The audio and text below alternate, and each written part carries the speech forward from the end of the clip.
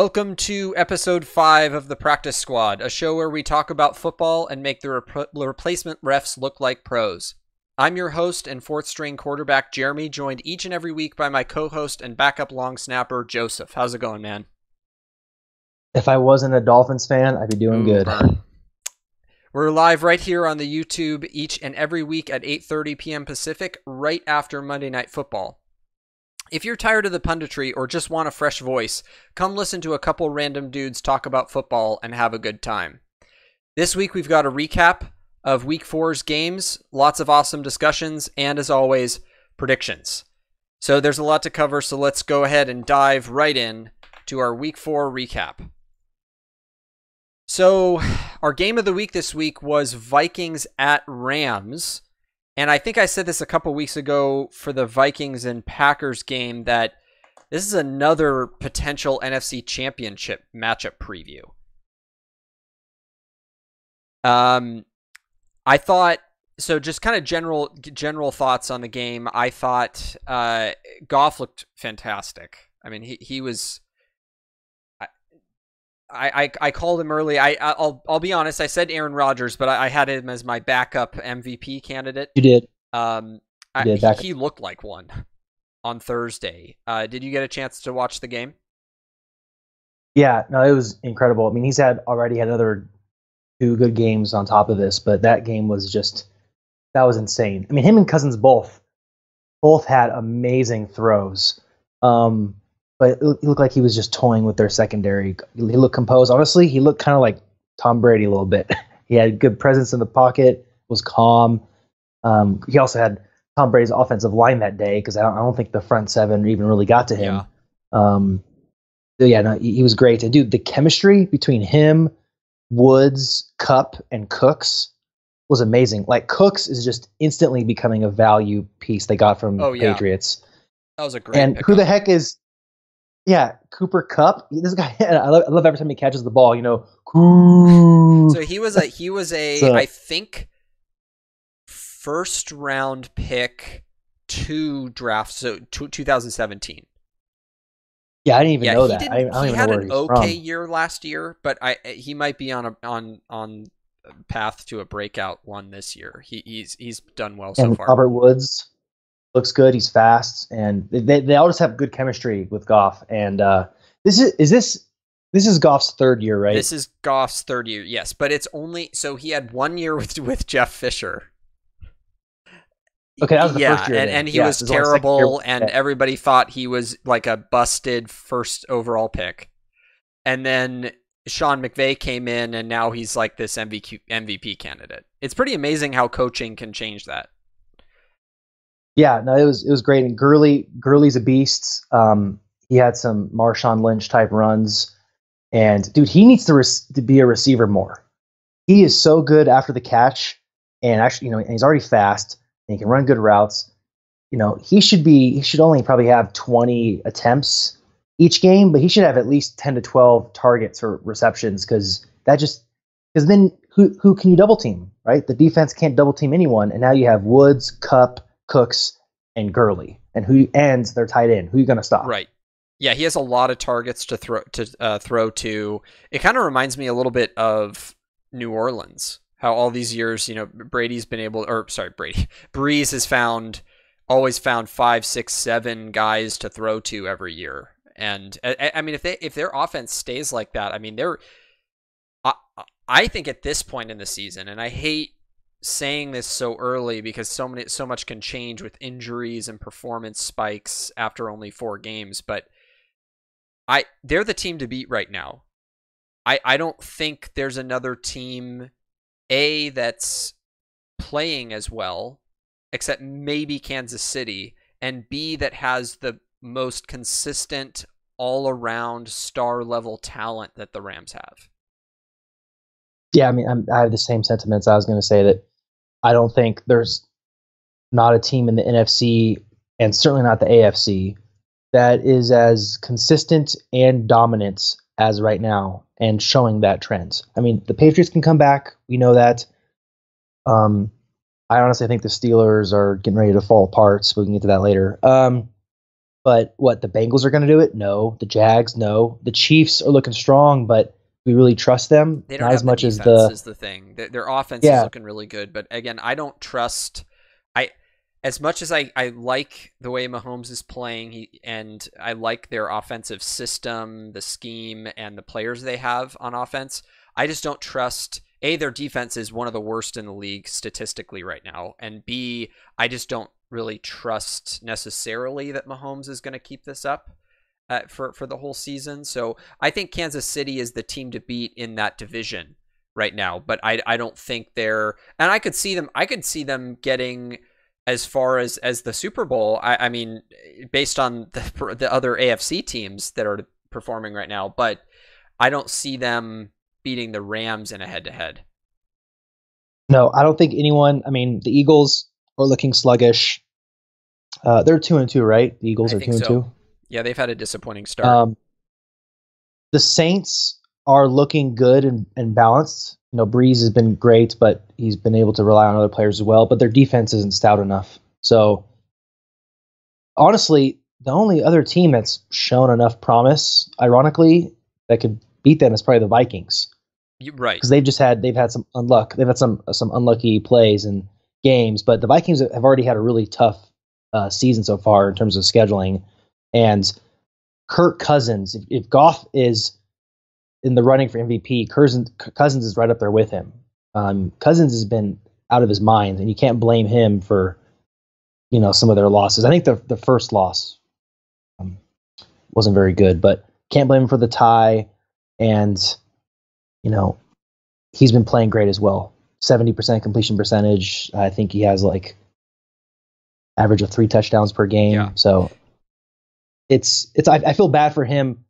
I guess I'll just spill into it now, but I feel really bad for him and the Falcons for the Vikings and the Falcons, because the Falcons are 1-3, but Matt Ryan has been playing out of his mind as well. He's also an MVP candidate. They've just had a crazy opening schedule. I think they're going to level off after this. They've been playing some of the best teams in the league these first 4 weeks, and they've lost by so close. Because I hope they turn around, because, like I said, Matt Ryan has been. You can't play much better than that, and you cannot expect more from him. He's not giving up 30, 40 points a game, but he's scoring 40 points. He's been great. So the Falcons and the Vikings, I really hope that their fan base doesn't kind of desert them and they can turn things around, because they're still 10, 11 win teams. From what they've shown, they just had a rough first so far games. Matt Ryan is 1,316 yards, 68.3% completion, 10 touchdowns and 2 interceptions for an average rating of 114. Yeah, that's pretty 329 yards per game. Yeah, no, he's right. You can't ask for more from him than he's giving. I think they're one of those teams that if you just look at the record in the first 4 games, they don't look good. But if you watch them play and you know what kind of ability that team has, they're still going to be a 10-6 team this year. They've just gotten off to a really slow start. Yeah. Just end the point. The Rams are looking like the favorites. Yeah, like you said. I give a lot of credit to Cousins for how he was passing under pressure so much. I mean, Goff had a really clean pocket for pretty much the whole game, but Cousins was just under fire the whole game and still made some really great throws. If their O-line had just held up a little more, they could have won that game. And it even came down to the very end. I mean, the defenses on both sides stepped it up in the second half. It wasn't what I expected defensively, but it was better. Yeah, we expected a little bit, not as many points. I think it was, 69 points scored. But their run game was awful. Cousins was the leading. Cousins? I'm mixing his their second backup name. Quarterback, Kark Cousins. Yeah. Cousins was their leading rusher. Ooh. Davin Cook, listen to this. Davin Cook was 10 for 20. You keep calling him Davin. Like Gavin. Isn't that his Dalvin. name? Dalvin. There's an L. That sounds so really. Don't worry. Okay, his mom is not listening.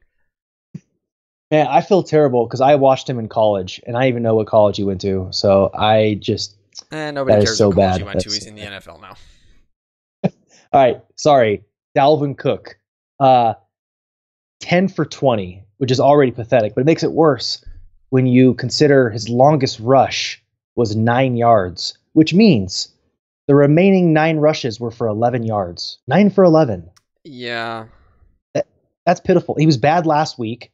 He's been bad. The best game he's had was the one against the Niners, and even that wasn't very good. That was like 11 for 45. Yeah.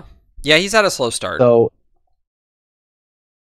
you can't, and Cousins is still responding to the pressure. He's still throwing for like 70% completion and, I'm sure a ton of touchdowns and not many picks, but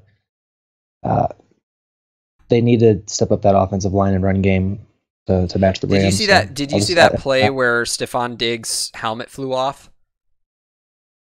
Oh, when he got popped, I was scared because the first guy that was tackling him, he was already done, like he was already being tackled, and then the second guy came in. It wasn't quite a late hit because he was there to help bring him down, but then the contact made the helmet fly off, but the ball was like the second defender's head was still had momentum towards his head. So I actually think there was helmet to head contact during that tackle. It was inadvertent. It obviously wasn't. I place no blame on the defender for it at all, but it looked really scary. I've never seen a play that was quite that scary in terms of body parts exposed, especially the head, the brain exposed to that kind of contact. I mean, you just hope when you see that kind of thing that something like that never happens again.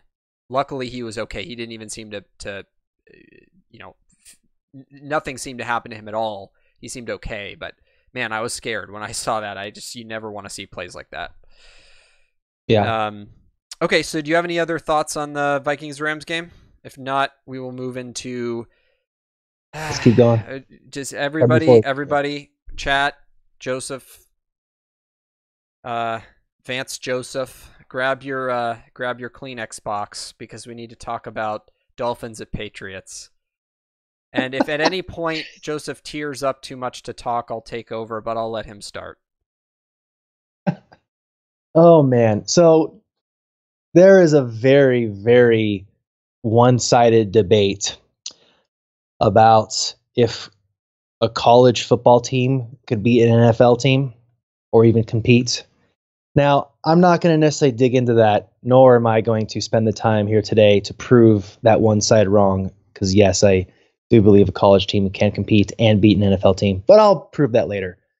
But you pick any of the top 10 college teams playing this year, Bama, Georgia, Ohio State, Notre Dame, and they would have put up a better performance than the absolute garbage that Miami put up yesterday.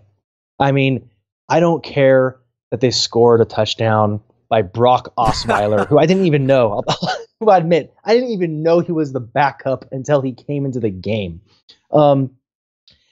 The fact that they scored with like under 3 minutes left, that doesn't count, guys. It doesn't count. That was a shutout. You were down 38-0. The backup was in. Do you think the Patriots cared? Do you think all their starters were out there? No. They were blown out 38-0. And even if a college team could not win, we'll discuss that later, they would have kicked a few field goals. I know that for a fact. That was pathetic, embarrassing. And if big changes do not happen, if I do not see big improvement for the Bengals game, then it needs to be a fire sale. And it needs to start with Ryan Tannehill and then the offensive line. The defense, they gave up 38 points, but they were fighting out there. Tom Brady's offensive line looked amazing. I was watching, unless I missed one or two spurious plays, the first time he got hit by a Dolphins player was halfway through the third quarter when he threw that insane floater touchdown. Did you see that play? Yes. So he throws that floater, which almost looked intentional, which was kind of weird. It was a weird angle of attack or angle of launch. But so he gets rocked. Yeah, that was the first time he got hit. It might have been the only time he got hit. So his offensive line was looking great. As always, his presence is insane. He can brush his teeth and comb his hair back there. But he would throw the ball at the very last second. So our front four, though we need to get hits on him, I'm proud of them because I could see their efforts and they were trying. Quinn just would get so close, but Brady and his excellence and throwing it quick and their offensive line, you can't stop that. Their secondary was okay. They just got lit up by one of the best quarterbacks. It's really the offense that was pathetic because there were some great plays played by them. Their run game for Patriots was insane, and that's not blamed on the defensive line. That's mostly blamed on the linebackers and the cornerbacks. Sony Michel was a pinball out there. He was just bouncing off everybody. I actually have a good quote on Darnest things later, but we just forgot how to tackle the runners. Hey, you guys reminded me of the Niners at Kansas City last week. I had a feeling you were going to say something like that about the Niners. Yeah, they did. So I take back what I said about the secondary. The secondary wasn't very good. Okay, the secondary was okay for passing because I think that Brady carved them up and was good, and they made some great plays. But the secondary was atrocious in terms of tackling like a running back. I don't even think the corners and safeties were that bad if you look at the averages, because they got 2 interceptions. I didn't feel like Brady had one of them was didn't count. One of the interceptions didn't count. It was basically just a late heave, and it's kind of funny because that Fitzpatrick guy we have was hop stepping after he made it. It's like, dude, what are you doing? You're getting blown out. Anyone could have made that pick. You were just standing there. What are you doing hop stepping like you did something? But I mean, anyway, the point is Brady did not have a great game. He had an okay game, and I felt like part of that was due to the secondary. In fact, I thought the defense played pretty well generally in the first half, except they were down 24-0. Well, but here's the thing, though. I thought that their problem was the big plays, right? On a down basis, they played pretty well. It was just there were a handful of blown coverages that, like, I bet if you went back and looked at the stats for each of the touchdown drives, that each one of them would have like one play that was 20 or 30 yards in it. There was some kind of breakdown in each of those drives, but for the other downs, I thought they looked okay. And again, that's kind of finding, I feel like it's finding the diamond in the rough a little bit, because it's sort of, you look at the score and you say, well, that's the defense's fault. But ultimately, I think the defense was just on the field way too long in the first half. Well, yeah, I mean, the time of possession was definitely unbalanced. And yeah, like I said, to reiterate, the secondary was okay for the pass. I said that, but they were bad. They just, once there was a runner in the field and they were coming to tackle him, Sony Michel just had a lot of breakout plays. And yeah, it was just a lot of those big plays that killed us. Offense was terrible. Offensive line was bad. But Tannehill, he looked scared. He looked like a kid. He was passive, way too conservative on several third down plays and just plays in general. Yeah, didn't allow for Wilson or Grant to be playmakers like they were in the last few games. It was bad, man. It was bad. If this was his first or second year, I would say, oh, Tannehill, that was a fluke game. That's okay. But we've seen this now for too long. And even if things change around, it would have to be a change around for the entire season, because I still dread this inconsistency with him and another 8-8 season. And the fact is, the irony is, one of the commentators brought up the fact that the last time Miami was 3-0, they finished the season 8-8, and it was recent too. And I was like, not surprised. So, yeah. And then we lost Kilgore. We lost our center. Our center has a torn tricep. He's bringing the Niner injury bug with him. Sorry about that. Yeah. So then, of course, on the first play when Swanson is in there, he has that, bad snap. The Tannehill wasn't ready. He gives the fumble. That was a big play. So it was all going down. I'm trying not to be too pessimistic. Oh no, you should be pessimistic. I mean, you should be really pessimistic. I'm glad Here's you the can thing. comfort. Yeah. I just think we got to move on to the Niners, but I think the biggest thing about about Miami is that they've had this facade for years now where they've got a handful of kind of star pieces, but then the rest of the team is garbage or not very good.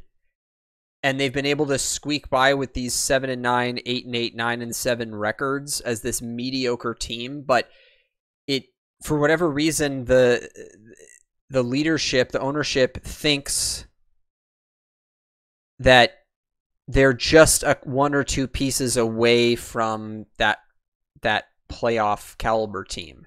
And the reality is they're one or two pieces away from a complete rebuild.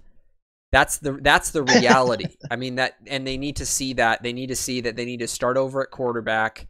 They need to start over at the offensive line. They need more big playmakers on the offense, and they just got to shore up that defense. I mean, I just think there's problems on every side of the ball with them, and they just need. I would say that they kind of look like they actually remind me in a lot of ways of the Niners right now, and the only difference is that the Niners are on the up right now because they know they're in a rebuild process. They're in the second year of a rebuild, and they're going up, whereas Miami just thinks that they're going up, but they're not.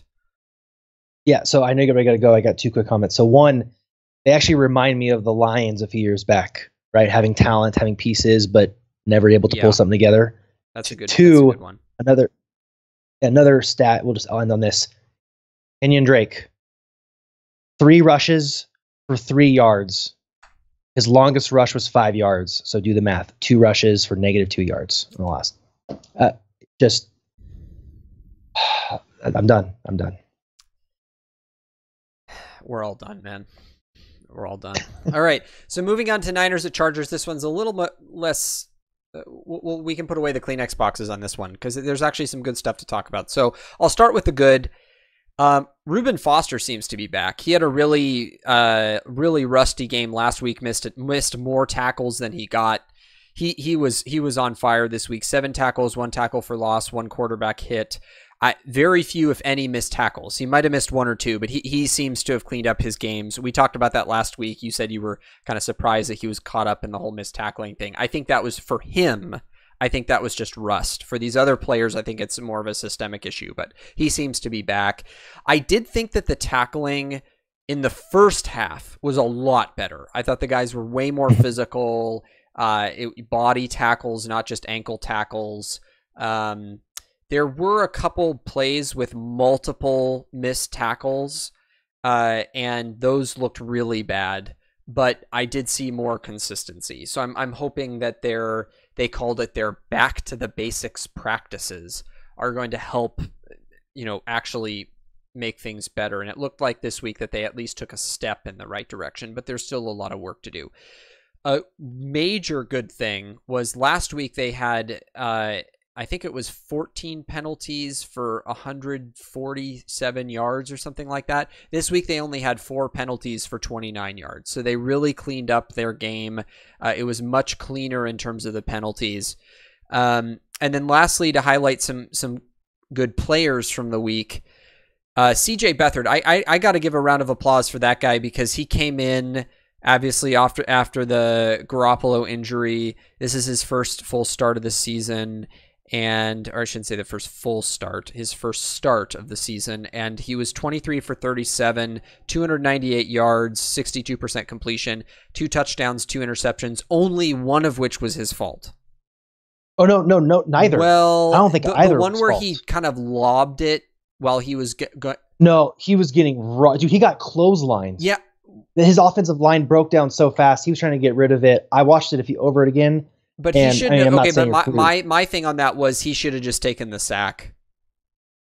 So yeah, that's a fair point.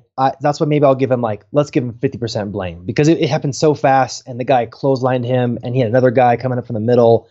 It was. I bet if we were there in real time, it was so quick. It's hard to blame a guy for something that happens that fast. But I think any veteran would have taken the sack.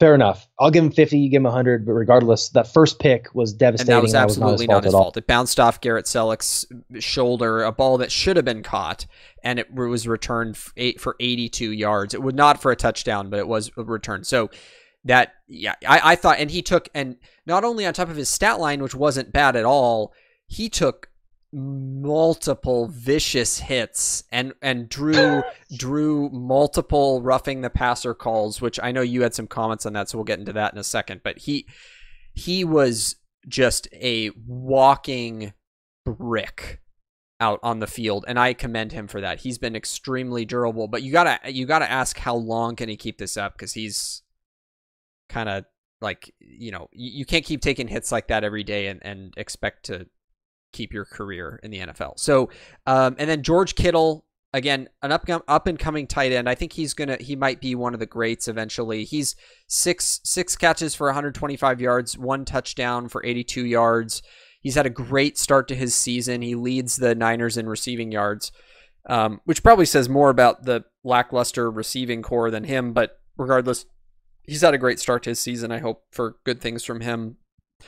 So the bad things, number one, broken coverages. So interesting stat here. So did you see the Antonio Gates touchdown at the end of the first quarter where Yes. he was just wide open? There was basically China between him and the closest defender. So Yeah, they did that an was- interesting study on this. So he was 13.62 yards to the closest defender, which is the second most of this season.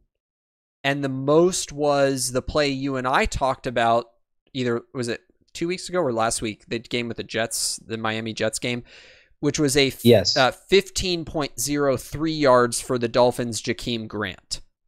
So, I mean, no excuse for a play like that to ever happen. I don't care if it's Mr. I have more touchdowns than any other tight end. That can never happen. There was just a pathetic pass rush. Again, 1 sack, very few quarterback pressures. That was a known issue going into the season, an unaddressed issue in the draft. The biggest stain, I think, on John Lynch's draft so far has been the lack of attention given to the pass rush. Injuries, Joe Staley went out early with a knee injury. The news came back that he's going to be day-to-day, questionable for this upcoming week. So that means no ACL or anything like that, thank goodness. When he went down, I actually thought it might be. Dante Pettis, their second-round receiver, he had a knee injury. He's going to be out this week and will be week to week. And then just Beathard took 7 hits in the pocket and several more on the run. 1 hit looked like an injury. Luckily, he just got the wind knocked out of him, but he just took way too many hits. The O-line, like you said earlier, Swiss cheese. We had multiple guys out. I think we had 3 starters out after Staley left. So that's not our starting O-line. But even still, that's just not acceptable. You have to give, especially for a younger quarterback like him, you got to give him more protection. You can't force him to go make running plays like he did. So, and then just kind of some general thoughts. I think the Chargers might be getting rid of Caleb Sturgis. He missed two PATs and a field goal, so there might be some. And he missed one he missed a PAT last week too. They might need to make some changes at the kicking position. And he missed a 28-yarder. Right. It was a 28-yard field goal he missed. And then I just noticed this. I don't know. I haven't watched a whole lot of Phillip Rivers in his career. Has he always had that weird sidearm throw? Yes. It's like a T-Rex Yeah, it's arm. so weird. It's really. I watched that. I thought, oh, that was just a weird throw, because a lot of the times the spirals are kind of ugly, and they're just. But he gets, he connects. He's probably a Hall of Fame quarterback or not. I mean, he'll be in one of our discussions, I'm sure. But that is just a very weird throw. No, it is amazing how prolific he's been, actually, and he's only been silenced by Brady, Manning, and Breeze for the past 10 years. But he's really, if he played in any other era, he'd be considered one of the best in that era. Right. So yeah, and he's had the same terrible mechanics though, but he gets it done. So final thing for me on this is, and this is a rules question, which I found this to be very curious. So if the refs call a ball, call the ball position, let's say 2 yards short of a first down, but the call is challenged, and because the coach thinks it was a first down. What if the ball was actually a yard, not 2 yards? Does the review allow for the refs to correct the position even if it doesn't overturn the call? Well, that's a good. I don't know. Okay, I just thought maybe you might know that. I didn't mean to put you on the spot. I just was curious about that because I can see that being a game changer in terms of whether or not a team would decide to go for it on a 4th down. So that could be an important rule. If anybody in chat knows the answer to that question, I'd be curious to know of any football buffs watching our show tonight what the rules are on that. So, what did you have any other thoughts on the Niner game? Yeah, quickly. Did you see? So Beathard also had some insane runs. I mean, he's like a madman. But there was one. The longest quarterback sneak I've ever seen in my life. Did you see that? It was like 4th and 1.5 yards or 4th and 2 yards. And they did a quarterback sneak and he just somehow ran through and extended out and got it. And I was like, what is he doing? I've never seen a quarterback sneak. An 8-foot quarterback sneak. Yeah. And then the interception for 82 yards. I watched it over and over and over again. The refs missed. There were like 2 or 3 times where Beathard was blocked in the back. He was like running with the defender, and a guy was like kind of pushing him, and like he'd pull his hands back to not get called, but it was a block in the back at least twice, and the ball would have been placed at I think the 40-ish if that was the case. So I can't believe they blew that because it was pretty clear.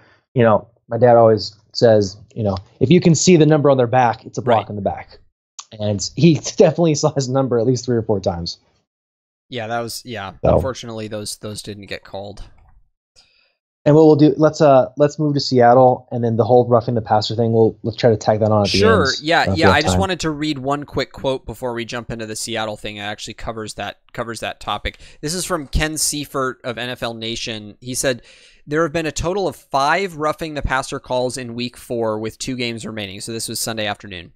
Based on a review of play-by-play books. 3 of them came in the 49er Chargers game.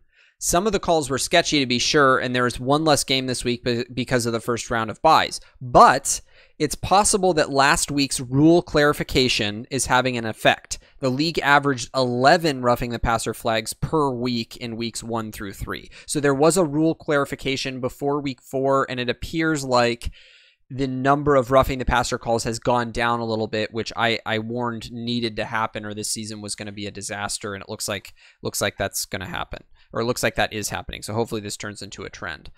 So next segment is our beloved commentators say the darndest things. So do you want to go first on this one, Joseph? Sure. Yeah, I'll go first. I'll say this. I'll preface. Mine is really funny in context. If you watch the game, just saying it won't be as much. So I actually want you guys to go back and watch this because there's like just a 5-6 minute stretch, and I don't know the commentator's name. It's for the Patriots-Dolphins game, and he has a really epic voice. He's doing it for years. I know that, but I don't know his name. All right, so you've overhyped it. I know. I'm just saying, go back and watch the game. Okay. It's like middle of the 3rd quarter on there. But Sony Michel has a great run. And he's like, slippery Sony Michel. And he says that, and it sounded funny. Well, the next play, Brady throws the Dorsett. And the guy, he catches it, makes a good, football move, whatever. And he's like, to Dorsett, he's slippery. A few minutes later, Josh Gordon catches it, and he says the same thing. Oh, he's slippery. So I think what happened was he just got it stuck in his mind, and he thinks all the Patriots players are slippery. And I encourage you to go back and watch part of the 3rd quarter. I think it's the middle of the 3rd quarter because that was really funny to hear. I mean, it could just be a case of the guy thought that what he said about Michelle was so cool that he just needed to keep repeating it for every other player. That is true. So, Tim Ryan, the radio color commentator for the Niners, said before in the pregame show, this game, for the 49er at Chargers game. This game may come down to which offense stays on the field longer and which defense gets off the field faster. Oh, don't we love people who are experts? I mean, so the thing is, Tim Ryan was a defensive lineman. He knows the game. It's just funny when they say things like that, especially it reminded me of those basketball coach interviews right before halftime where the guy just will interview and then the guy will just cover all the bases in terms of what needs to be better. It's like, yeah, and they're just so obvious. So obvious. Let me cover all the bases so that there can't possibly be any questions and give no details that are helpful and make this a complete waste of breath.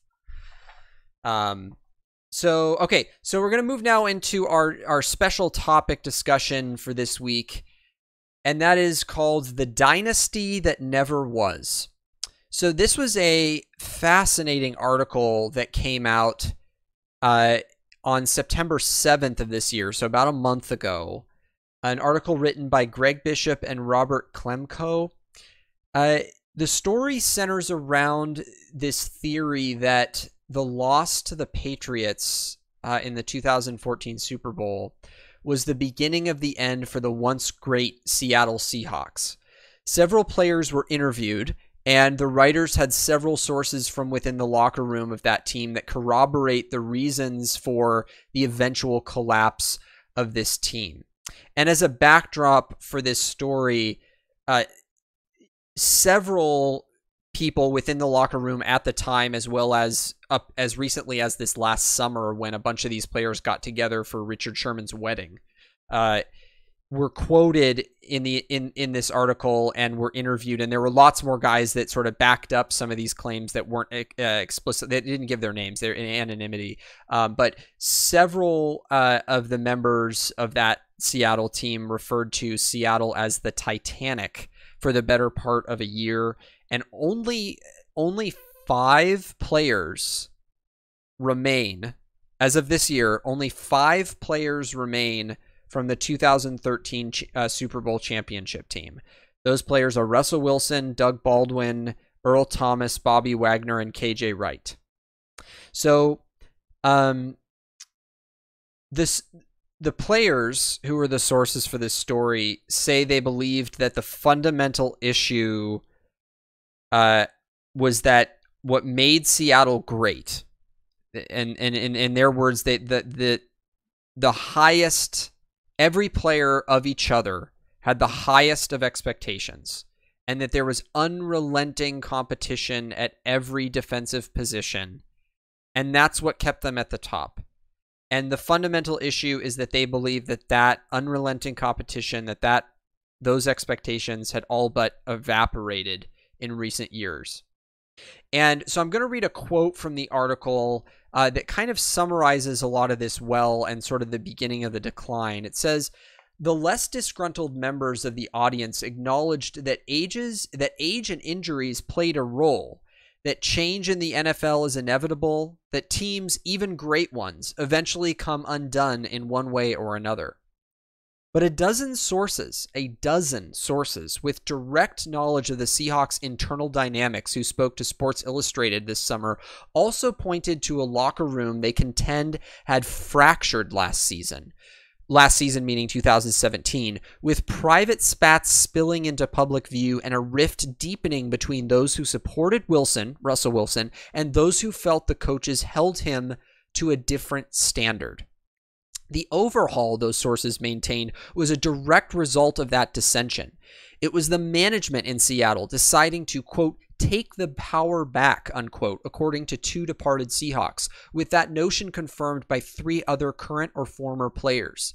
If everything that happened after their loss to the Patriots in Super Bowl 49 was done in an attempt to rebuild faith and trust in one another, this summer marked a pivot towards something else. The Seahawks rebuilt around Wilson, their most prolific and polarizing remaining player for at least the next 2 seasons. When he's under contract and they're hoping to capture lightning with their roster, the way they did in 2012, unquote. So the drama, as we can see from that quote near the beginning of the article, centered around Wilson. And pretty much the remainder of the article is about this philosophical, emotional, mental conflict between the defense, the Pro Bowl defensive caliber players, and Russell Wilson, who was a talented but at oftentimes inconsistent quarterback. The drama centered around Wilson, whom players thought Coach Pete Carroll had treated with a different standard. And they say repeatedly that they felt like Wilson was too fragile, and that there were many times when Carroll would ask players to hold back criticism for that reason. They felt like Wilson wasn't held to that same unrelenting competition and that same highest of expectations that the rest of the players were held to. And one other point of the drama was that a lot of the players complained that things that they said to Wilson would end up at Pete Carroll's desk. They essentially felt ratted out, and that new players were warned to speak carefully around him. And Tony McDaniel being one of those players who was quoted. So the article kind of takes a couple different angles. It's talking about this decline of the Seattle Seahawks dynasty that almost was, right? They led in defensive in points scored 2012 through 2015. They were a phenomenal defense that will, even in that short period, that will go down in history. The Legion of Boom. There was just so much about that team that was known and good, and so much media attention was given that team will be known throughout NFL history. However, the article takes this perspective that Wilson and the team's treatment of Wilson was sort of at the core of why the team collapsed, and the most of the blame, according to the players. Again, a lot of this is according to players somewhat embittered that were in the locker room. So I do want to be, as someone who's sort of putting on a journalist hat right now, I want to be fair to players that were quoted, or not quoted, but referenced in the article as disagreeing with some of these positions. So not everybody in the locker room felt the same way, but a lot of the really good defensive players felt this way, that Wilson was just treated differently, and Pete Carroll was at fault for that. He had a philosophy of explicitly stated to the team, we're a team that runs the ball and that has great defense.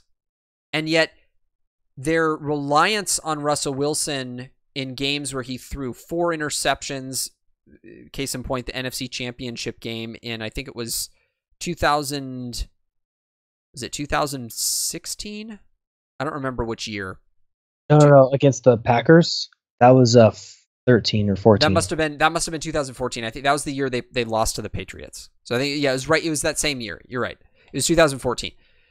So this reliance on Wilson and the key came in the final play of the 2014 Super Bowl, where a pass play was called in the red zone, and this has become a very infamous play. A pass play was called in the red zone instead of a run play, and at the time the team still had Marshawn Lynch, marked a widening in the fissure. Carroll had touted that they were a team that ran the ball and had great defense, and players felt that what he said and what he called, or what he did, were inconsistent.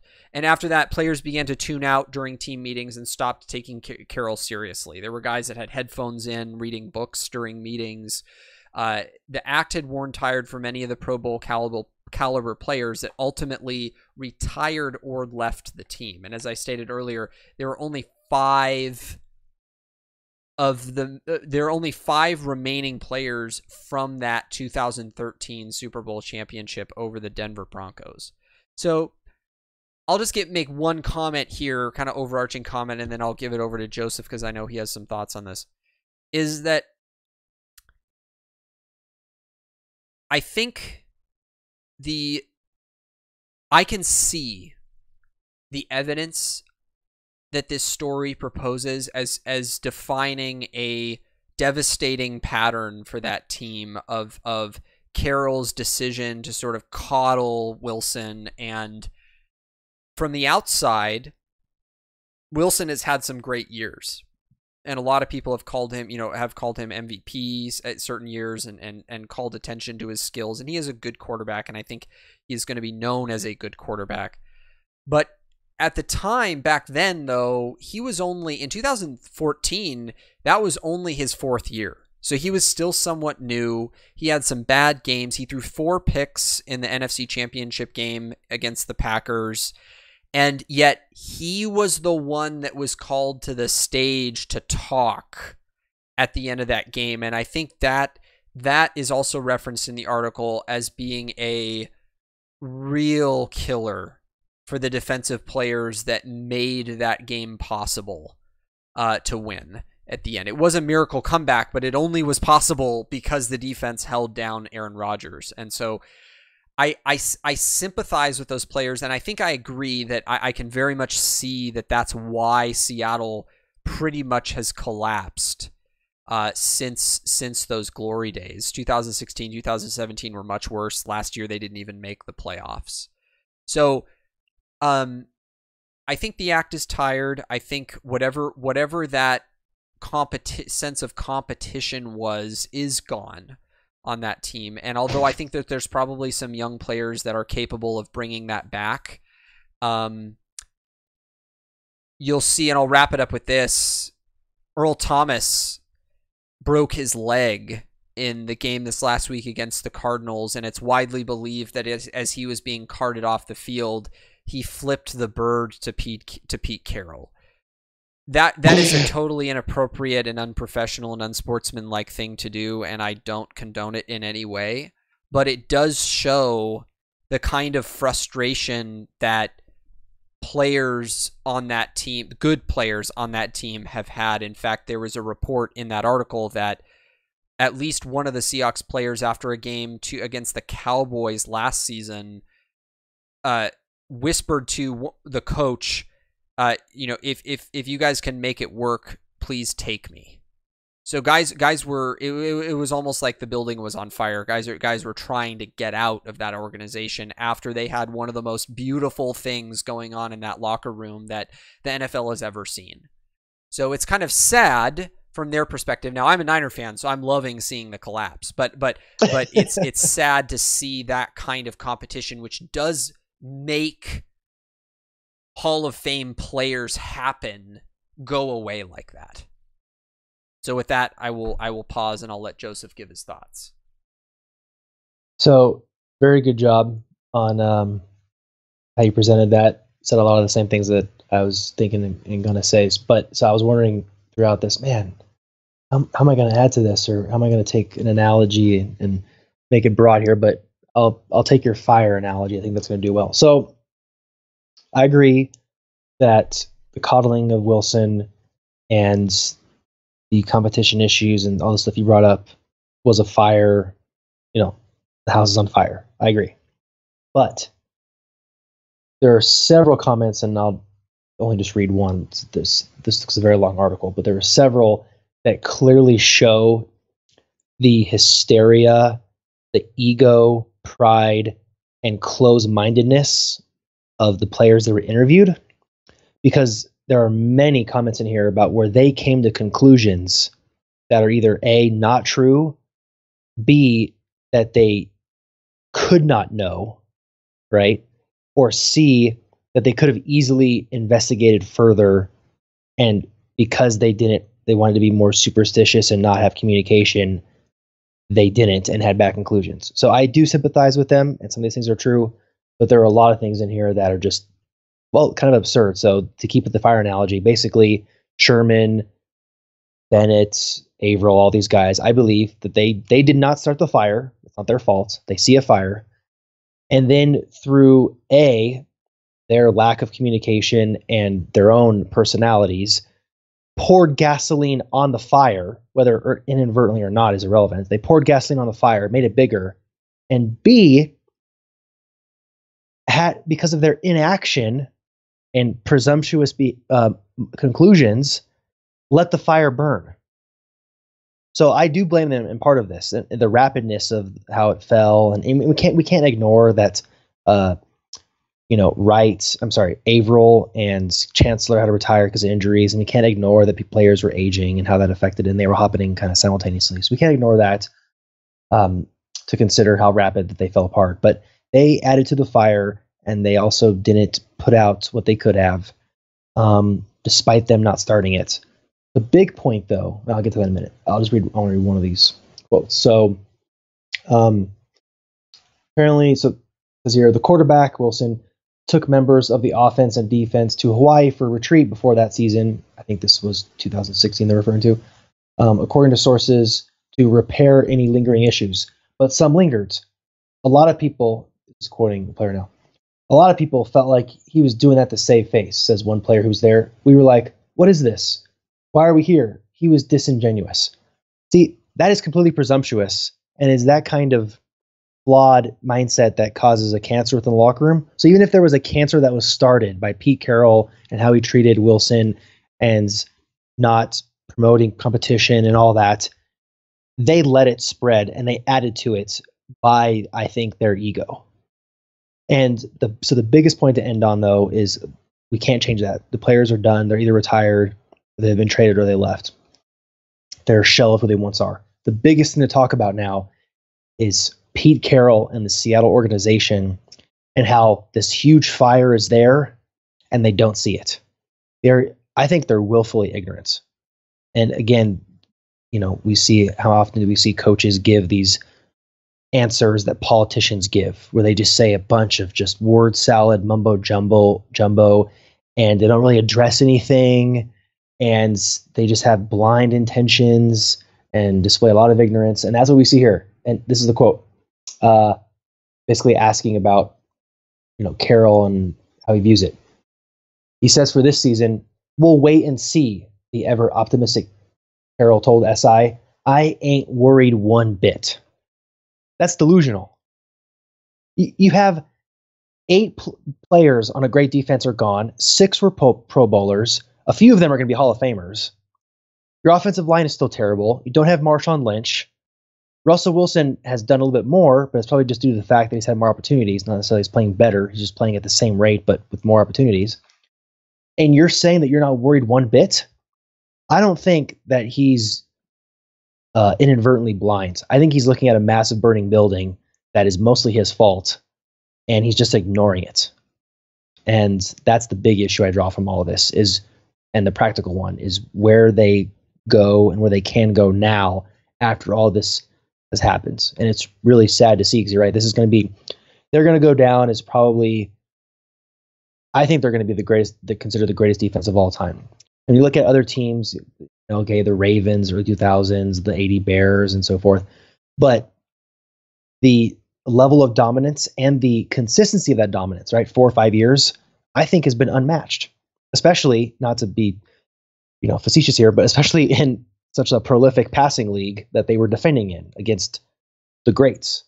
So, the delusion is kind of scary to see in their management. And even if Russell plays great, which is hard to do with a weak O-line, they're going to be a 9-win team every year, I think. Yeah, I think I agree, and I appreciate your kind of alternate perspective of the players being somewhat blinded by ego and stubborn in their perspective about Wilson. I think there's great evidence on both sides for that, and I think the strongest evidence that there is a problem or that there was a problem with Wilson is the reports of Pete Carroll basically not letting people say things to Wilson, and that Wilson would hear things and then report them to Carroll. I think that's pretty strong evidence that there was I don't want to call Wilson a whiner or anything like that. I don't know him, but it sounds like there was perhaps a little bit less of a thickness of skin on his part to take some of that criticism that made some of those players really good. And I think that the evidence you're talking about, the guys at the party, show that at that point, I think a lot of the bitterness was just so entrenched that even a nice, potentially altruistic act on Wilson's part would have just been interpreted as something negative. So that's fair. yeah, I think that there's definitely something to be said for both sides. And I felt like I think I need to give the article its due by saying that I think the article did a good job of, at intervals throughout, even though it had its theory and it had what it wanted to say, in intervals throughout, it made the point that there were players that disagreed and that there is an alternate perspective to this. So, oh, actually, yeah, with that, I actually want to add one more thing to kind of highlight what you just said. There's one comment that says, again, several players felt that Carroll said one thing and did another, and that this time it had cost them a repeat Super Bowl title. And in parentheses, such a view disregards the fact that the Seahawks defense missed 18 tackles and allowed the Patriots 196 yards after the catch. Yeah. So kind of a nice little quip about saying, hey, yeah, these guys are bitter. They may have reason. But to really think that is kind of foolish when they missed 18 tackles and gave up nearly 200 yards after the catch. Right. Yeah, I don't think it had much to do with their loss in the Super Bowl. I think it had more to do with their decline in 15, 16, and 17. Okay, so we'll go ahead and wrap that up and move on to our final segment of the night, our predictions for the week. So, as always, we'll start with our current records. So my current record, as of the conclusion of the Kansas City Broncos game tonight, I am 37-24-2, having been 11-4 this week. So nice. You know, hold the applause. I'll be here all week. Joseph is 35-26-2, having been 9-6 this week. So we differed on the Dolphins and Patriots game, and then there was one other game that I don't remember that we also differed on. So Joseph's 2 behind, and we'll see how we do next week. I think this was my best week of the season so far, so we'll see how we do next week. All right, so our predictions for this next week, starting with Colts at Patriots. I'll go ahead and go first. I'm picking Patriots on this one. Same. All right. Falcons at Steelers. Falcons. Same. Titans at Bills.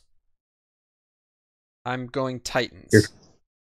Yeah, okay. Titans. Dolphins at Bengals.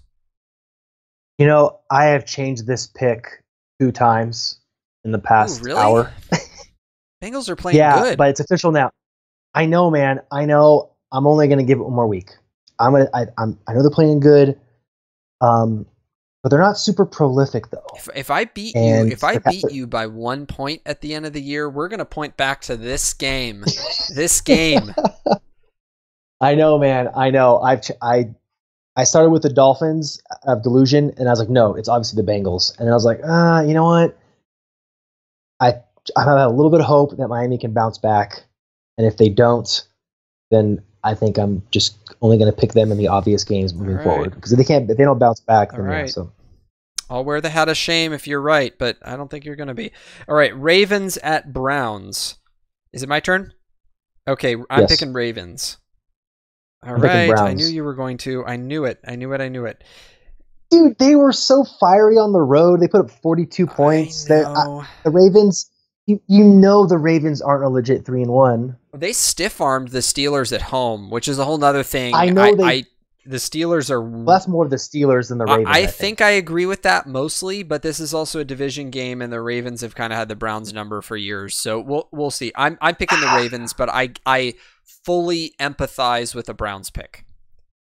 Okay, fair enough. Broncos at Jets. Broncos. Same.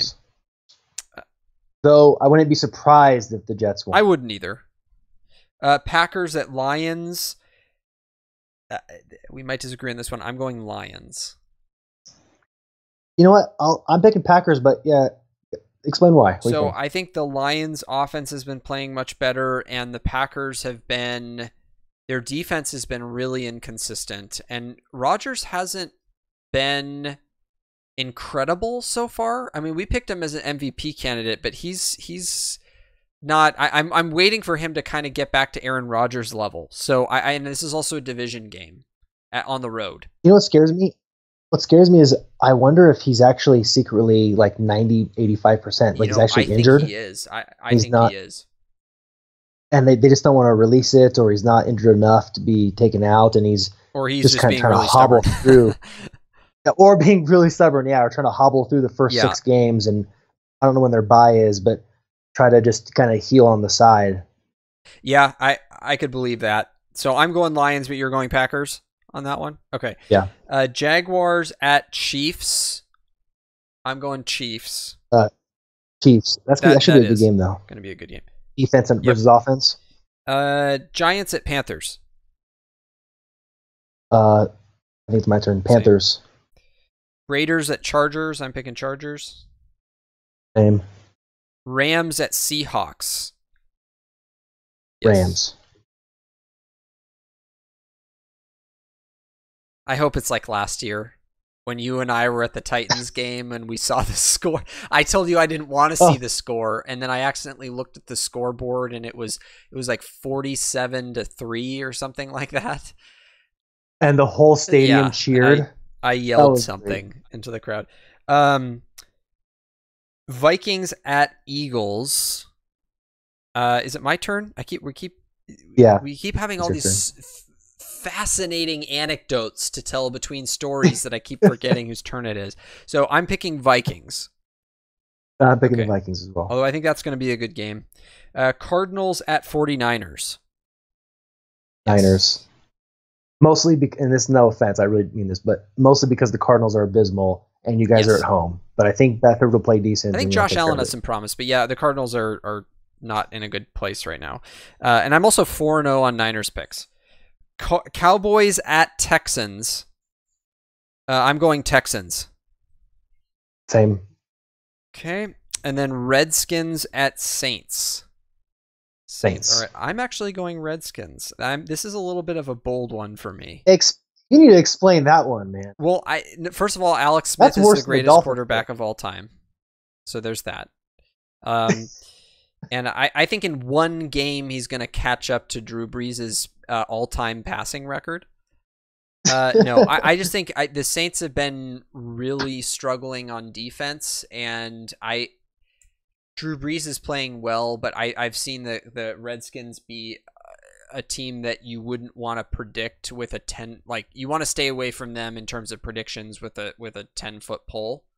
So I'm picking them. Like I said, this is a bravery pick. This is not, or a stupidity pick, depending on what side of the line you come from. But the Saints are what you should be picking for this game, and this is my bold pick for the week. Okay. All right. So we disagreed on 1, 2, 3, 4 games this week. I think that's the most so far. That is the most. We disagreed on 3 2 weeks ago. So this is rare for our audience. Yeah, 4 between us. That's not common. Yeah, rare. Usually we're maybe 2 on average, I'd say. So the buys this week, the Chicago Bears and the Tampa Bay Buccaneers are on buys. So that's why we only listed 15 games. So my game to watch of the week is Jaguars at Chiefs. What's yours? So there's like 4 could be game of the weeks, right? I'll just list them and list my. So there's like Falcons Steelers, but who knows what the Steelers are going to do? There's Jaguars Chiefs, but There's Vikings Eagles, could be a upcoming NFC game. Redskins Saints, but I think for me, Rams Seahawks. So I'm absolutely going to watch that game. I don't know if that's. Anyway, this is yours. I'm not going to steal your thunder on this.